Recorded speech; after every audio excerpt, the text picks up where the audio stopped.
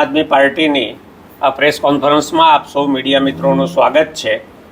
આપના માધ્યમથી ગુજરાતના ખાસ તો ખેડૂતો અને તમામ ગુજરાતીઓ સમક્ષ અમે કેટલીક ગંભીર વાતો રજૂ કરવા માગીએ છીએ। અત્યારે દેશમાં સૌથી વધારે કોઈની ખરાબ પરિસ્થિતિ થઈ રહી હોય તો એ ખેડૂતો છે। નાના ધંધા રોજગાર ભાગી ચૂક્યા પછી લોકો રિવર્સ માઇગ્રેશન કરી અને ખેતીમાં રોજગાર શોધી રહ્યા હતા। એવી પરિસ્થિતિમાં ભારત સરકારે કપાસની આયાત વેરા મુક્ત કરી દીધી। એ માત્ર અમેરિકા પૂરતી નથી, કોઈપણ દેશમાંથી કપાસની આયાત થાય તો એ વેરા મુક્ત રહેશે।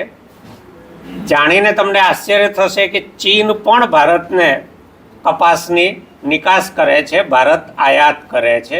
એના છેલ્લા 5 વર્ષના આંકડા પણ અવેલેબલ છે કે ચીનમાંથી કેટલી કપાસની આયાત થઈ। એ પણ જ્યારે વેરામુક્ત થાય અને ચીન સાથેનો આપણો વેપાર લગભગ 9,920 કરોડ રૂપિયા ખોટમાં ચાલી રહ્યો છે, તો એવી પરિસ્થિતિમાં ચીન એનો અજગર બરડો ભારત સરકારના આ નિર્ણયના માધ્યમથી ગુજરાતના દેશના ખેડૂતો ફરતે લેવા જઈ રહ્યું છે। ત્યારે આમ આદમી પાર્ટી એ મુદ્દે ચૂપ ન રહી શકે। ગુજરાતના ખેડૂતો સાથે ભારત સરકાર આ જે અન્યાય કરી રહી છે, ગુજરાતમાં આ ચાલુ સિઝનમાં 20,68,000 હેક્ટર જમીનમાં કપાસનું વાવેતર થયું છે, ત્યારે જે 30 સપ્ટેમ્બર સુધીનો નિર્ણય હતો એને પાછો લંબાવીને 31 ડિસેમ્બર સુધી આયાત મુક્ત કરી દીધો। તો આખી ખેડૂતોની જે કપાસની સિઝન, વેચવાની સિઝન છે, એ લગભગ આયાતી કપાસથી ભરપૂર ભરાઈ જશે। ત્યારે ભારતના કે ગુજરાતના ખેડૂતોનો કપાસ આ વખતે કોઈ હાથમાં પકડનાર હશે કે કેમ એ શંકા છે। આમ આદમી પાર્ટી ખેડૂતોના મુદ્દે સતત એક નિરંતર લડાઈ લડી રહી છે। ખેડૂતોની ટૂંકા ગાળાની જે તાત્કાલિક આવી સમસ્યાઓ છે એની સાથે સાથે ખેડૂતોના પ્રશ્નોનું કાયમી સમાધાન થાય અને ખેડૂત કોઈ પણ સરકારનો મોહતાજ ન રહે, એના માટે ખેડૂતોની દેવા માફીની વાતના મુદ્દે આમ આદમી પાર્ટી નિરંતર કંઈક ને કંઈક કાર્યક્રમો, આંદોલનો કરી રહી છે। ગુજરાતમાં લાંબા ગાળાની ખેતી નીતિ બને એને માટે આમ આદમી પાર્ટી સક્રિય રીતે કામ કરી રહી છે। ગુજરાતમાં સ્વાયત્ત સ્વતંત્ર કૃષિ આયોગ બને એને મુદ્દે પણ આમ આદમી પાર્ટી સતત અવાજ ઉઠાવતી રહે છે। આ જે કપાસનો શેષ નાબૂદ થયો, વેરો મુક્ત કર્યો, એમાં 1% વેરો એ એગ્રીકલ્ચર ઇન્ફ્રાસ્ટ્રક્ચર માટેનો હતો। અત્યાર સુધીમાં જ્યાંથી પણ જેટલો કપાસ આયાત થયો, ચીનથી થયો, અમેરિકાથી થયો, ઓસ્ટ્રેલિયા, અનેક દેશોમાંથી થયો છે, તો 1% જે એગ્રીકલ્ચર ઇન્ફ્રાસ્ટ્રક્ચરનું ફંડ આવ્યું એ ક્યાં વપરાયું, ખેતીનું કયું ઇન્ફ્રાસ્ટ્રક્ચર ભારત સરકારે, ગુજરાત સરકારે આ આયાત વેરામાંથી ઊભું કર્યું, એની ખેડૂતો સુધી ક્યારેય કોઈ વાત પહોંચી નથી। તો આમ આદમી પાર્ટીની એક નિરંતર માગણી એગ્રીકલ્ચર ઇન્ફ્રાસ્ટ્રક્ચર સરકારી અથવા સહકારી મૂડીરોકાણથી કરવાની રહી છે। એ મુદ્દે પણ સરકાર કોઈ પ્રતિભાવ આપતી નથી। તો આ આમ આદમી પાર્ટીની લાંબા ગાળાની માંગણીઓ છે, જેનાથી ખેડૂત સ્વતંત્ર આઝાદ થઈ શકે। બીજું છે કે અત્યારે જે આયાત શુલ્ક એમણે નાબૂદ કર્યો અને ખેડૂતો ઉપર જે ભીંસ ઊભી થવાની છે એનો પ્રતિકાર કરવા માટે આમ આદમી પાર્ટી કેટલાક કાર્યક્રમો કરવા જઈ રહી છે। સાથે સાથે તમને એ પણ જણાવતા મને ખૂબ દુઃખ થાય છે કે 2024ની અતિવૃષ્ટિ ઓગસ્ટ અને ઓક્ટોબરમાં જે થઈ એને લઈને સરકારે 1400 કરોડથી વધારેનું કૃષિ પેકેજ જાહેર કર્યું હતું, જેમાં 20 જિલ્લાના 7 લાખથી વધારે ખેડૂતોને એનો લાભ મળવાનો હતો। બિન પિયતમાં 11,000 અને પિયતમાં 22,000 રૂપિયા આપીશું, જેને 33%થી વધારે નુકસાન થયું હોય એવી જાહેરાત ઋષિકેશભાઈ પટેલ, સરકારના પ્રવક્તા, અને રાઘવજીભાઈ પટેલ, ગુજરાતના કૃષિ મંત્રીએ બંને સાથે પ્રેસ કોન્ફરન્સ કરી અને એ ક્રેડિટ લીધી હતી। એ આખું પેકેજ આજ સુધી કોઈ ખેડૂતને સહાય મળી નથી। ત્યારે ગઈકાલે એક સમાચાર એ પણ આવ્યા કે આ આખું પેકેજ સરકારે રદ કરી દીધેલું છે। સરકારે જાહેરાત કરી છે, ખેડૂતો પાસે ફોર્મ ભરાવ્યા છે, સર્વે થયા છે, એ પછી 1419 કરોડ રૂપિયા જાહેર કર્યા છે. ઓગસ્ટમાં પહેલી અતિવૃષ્ટિ થઈ ત્યારે 300 ને સમથિંગ કરોડ કરેલા હતા. પછી જ્યારે ઓક્ટોબરમાં વ્યાપક અતિવૃષ્ટિ થઈ ત્યારે કઠોળના પાકોને પણ એમાં આવરી લીધા અને 1000 અને સમથિંગ કરોડ, એમ કુલ 1419 કરોડ રૂપિયા સરકારે રાહત પેકેજ જાહેર કરી. અને એ વખતે ગુજરાતની જનતા પાસે સસ્તી વાહવાહી લૂંટવાનું પાપ ભાજપે કરેલું હતું અને એ પાપ એમને કોઈ પણ પ્રકારની સજા વગર એ લોકો છટકી જાય એ આમ આદમી પાર્ટી ક્યારેય ગુજરાતના ખેડૂતો માટે સહન ન કરી શકે. એને લઈને અમે જે કાર્યક્રમો કરવા જઈ રહ્યા છીએ એ કાર્યક્રમોની ક્રમશઃ વાત અમારા કૃષિ પાંખના પ્રમુખ શ્રી રાજુભાઈ કરપડા કરશે. તમે સહેજ આ બાજુ આવી જાઓ એટલે સેન્ટર એ લોકોને ના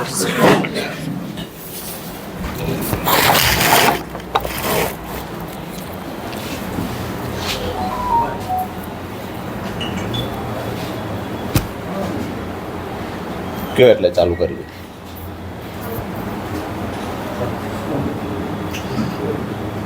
આજની મહત્વની પ્રેસ વાર્તામાં તમામ પત્રકાર મિત્રોનું સ્વાગત છે. ખરેખર વિદેશ નીતિમાં સદંતર નિષ્ફળ ખેડૂત અને ખેતી વિરોધી નિર્ણય લેવામાં અગ્રેસર કાયમી ધોરણે રહેલી ભાજપ સરકારે ફરી એક વખત ખેડૂત વિરોધી નિર્ણય લીધો છે. આમ તો ખૂબ લાંબા સમયથી આમ આદમી પાર્ટી ખેડૂતોની પડતર માંગણીઓ જે છે, કાયમી ખેડૂતોના જે પ્રશ્ન છે એના નિરાકરણ માટે સતત લડી રહી છે. પરંતુ એનો નિવેડો લાવવાની જગ્યાએ ક્યાંક ને ક્યાંક વિદેશમાં કપાસ પકવતા ખેડૂતોને ફાયદો કરાવવા માટે, ક્યાંક ને ક્યાંક અમુક વિકસિત દેશોના દબાવમાં આવીને અમુક ભારતીય વેપારીઓને ફાયદો કરાવવા માટે, ખેડૂતોને ખૂબ આર્થિક નુકસાન મોટું પહોંચાડવાનું ષડયંત્રના ભાગરૂપે એક નિર્ણય જે ભારત સરકારે લીધો છે એની વિરુદ્ધમાં આમ આદમી પાર્ટી દ્વારા એક અઠવાડિયાના અલ્ટિમેટમ સાથે તમામ જિલ્લાઓની અંદર આવેદનપત્રો આપવામાં આવેલા કે ભાજપ સરકાર તાત્કાલિક ધોરણે આ નિર્ણય પરત લે. પરંતુ સરકાર દ્વારા એ મુદ્દે ફેરવિચારણા કરવામાં ન આવી, જેના કારણે આમ આદમી પાર્ટી ખેડૂતોના હિતમાં રહીને આવનાર 7 સપ્ટેમ્બર રવિવારના રોજ સુરેન્દ્રનગર જિલ્લાના ચોટીલા ખાતે એક મહાખેડૂત સંમેલન કરવા જઈ રહી છે. આ ખેડૂત સંમેલનનો મુખ્ય જે આશય છે કે એક તો કપાસમાં ખેડૂતોને પ્રતિ મણ એટલે કે પ્રતિ 20 કિલોએ 2100 રૂપિયા ભાવ મળી રહે એવી સરકાર દ્વારા વ્યવસ્થા કરવામાં આવે. અગર ક્યાંક ને ક્યાંક જો પૂરતા ભાવ ખેડૂતો નથી મળતા તો સરકાર દ્વારા જેવી રીતે ભૂતકાળમાં ડુંગળીમાં એક્સ્ટ્રા બજેટની ફાળવણી કરી અને ક્યાંક ને ક્યાંક ખેડૂતોને પૂરતા ભાવ મળી રહે એવી વ્યવસ્થા સહાય પેટે રકમ ચૂકવી અને કરવામાં આવી હતી, એ મુજબ કપાસમાં પણ વ્યવસ્થા સરકાર દ્વારા ઊભી કરવામાં આવે. બીજી મહત્વની વાત છે કે ખૂબ લાંબા સમયથી ખેડૂતો માટે આમ આદમી પાર્ટી લડે છે, ખેડૂતોને સંગઠિત બનાવવાના પ્રયત્ન કરે છે. આજે જ્યારે સરકારે ખેડૂત વિરોધી નિર્ણય લીધો છે ત્યારે એની વિરુદ્ધમાં લડતની સાથે જે મારી પહેલા સાગરભાઈએ વાત કરી એ જે પડતર માંગણીઓ છે, જે મહત્વના મુદ્દાઓ છે, એને પણ સાથે રાખી અને આવનાર સમયમાં આમ આદમી પાર્ટી આરપારની લડાઈ ખેડૂતો માટે લડશે. 7 સપ્ટેમ્બરની જે ઐતિહાસિક સભા થવા જઈ રહી છે, મારા ખ્યાલથી ગુજરાતના ઇતિહાસમાં 35 વર્ષ પછી ખેડૂત સંમેલન આવડું મોટી સંખ્યામાં થવા જઈ રહ્યું છે, જેમાં ખેડૂતોની માંગણીઓને લઈને તમામ મુદ્દા પર ચર્ચા કરવામાં આવશે. આ સંમેલનની અંદર ગુજરાતમાંથી પ્રદેશ નેતાઓની સાથે માન્ય અમારા પ્રદેશ પ્રમુખ ઈશુદાનભાઈ ગઢવી, ગોપાલભાઈ ઇટાલિયા વિસાવદર ધારાસભ્ય, મહામંત્રી સાગરભાઈ, મનોજભાઈ સહિતના નેતાઓ તો ઉપસ્થિત રહે છે. સાથે જ આમ આદમી પાર્ટીના રાષ્ટ્રીય સંયોજક અને દિલ્હીના પૂર્વ મુખ્યમંત્રી માન્ય અરવિંદ કેજરીવાલજી પણ આ ખેડૂતોની લડાઈમાં સહયોગી બનવા માટે ઉપસ્થિત રહેવાના છે, સહભાગી બનવા. તો આવનાર સમયમાં આ એક સંમેલન થયા પછી પણ જો સરકાર ખેડૂતોની વાત નથી માનતી તો આવનાર સમયમાં દરેક જિલ્લાઓની અંદર આમ આદમી પાર્ટી કિસાન સંમેલન કરશે અને ત્યાર પછી જરૂર પડશે તો ગુજરાતભરના ખેડૂતોને એકત્રિત કરી અને ગાંધીનગરમાં પણ મોરચો માંડશે. મહત્વની વાત, અને આપ સૌ મીડિયા મિત્રોના માધ્યમથી સરકાર સુધી એક જ સંદેશ આપીએ છીએ કે ખેડૂતોના મુદ્દે ક્યાંય પણ અમે નથી ઈચ્છતા કે રાજનીતિ થવી જોઈએ, પરંતુ દિવસે દિવસે ગુજરાતનો ખેડૂત દેવાદાર બનતો જાય છે. દિવસે દિવસે ક્યાંક ને ક્યાંક ખેડૂત અને ખેતી વિરોધી નિર્ણય લેવાતા જાય છે. ત્યારે ફરી વખત આ એક કપાસની આયાત પર તમામ પ્રકારના ટેક્સ નાબૂદ કરી અને સરકારે અમેરિકા જેવા વિકસિત દેશના ખેડૂતોની કોમ્પિટિશન કરવા માટે જ્યારે ગુજરાતના ખેડૂતને સામે રાખી દીધો હોય તો સ્વાભાવિક છે કે ગુજરાતનો ખેડૂત વિકસિત દેશના ખેડૂત સામે કોમ્પિટિશન કરવામાં ક્યારેય ટકી ના શકે. ક્યાંક ને ક્યાંક આધુનિક ટેકનોલોજીનો જે ખેડૂતોએ ઉપયોગ કરવો જોઈએ એમાં સરકારે મદદ કરવી જોઈએ. સરકાર મદદ કરવામાં સદંતર નિષ્ફળ ગઈ છે.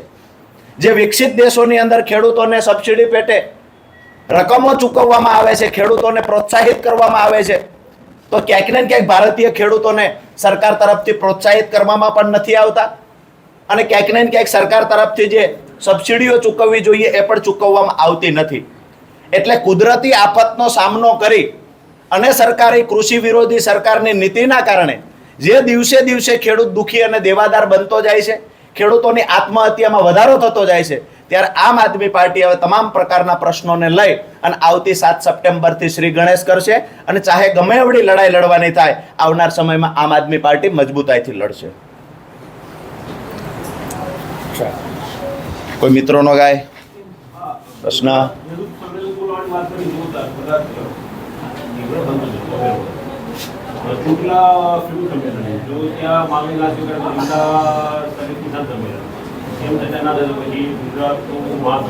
સ્ટેપ બાય સ્ટેપ આ અત્યારે સુરેન્દ્રનગર જિલ્લાનું સંમેલન છે. ગાંધીનગરની વાત કરે છે. અત્યારે સુરેન્દ્રનગરમાં થાય છે. આવનાર સમયમાં દરેક જિલ્લાની અંદર જઈને ખેડૂત સંમેલનો કરીશું, ખેડૂતોને એકત્રિત કરીશું, સંગઠિત કરશું અને ત્યાર પછી પણ સરકાર નહીં સમજે તો ગાંધીનગર કૂચ કરશું. એ તો ત્યારનો વિષય છે. મંજૂરી નહીં આપે તો પણ ના કેમ આપે? હાઈકોર્ટનો એક ચુકાદો છે કે પોલીસને ના પાડવાનો કોઈ અધિકાર જ નથી. હમણાં જ આવ્યો છે, 1 વર્ષ બી નથી થયું ચુકાદાને. પોલીસ ના પાડી શકે ને પોલીસના કહેવા પ્રમાણે ક્યારેય ડેમોક્રેસી ચાલે જ નહીં.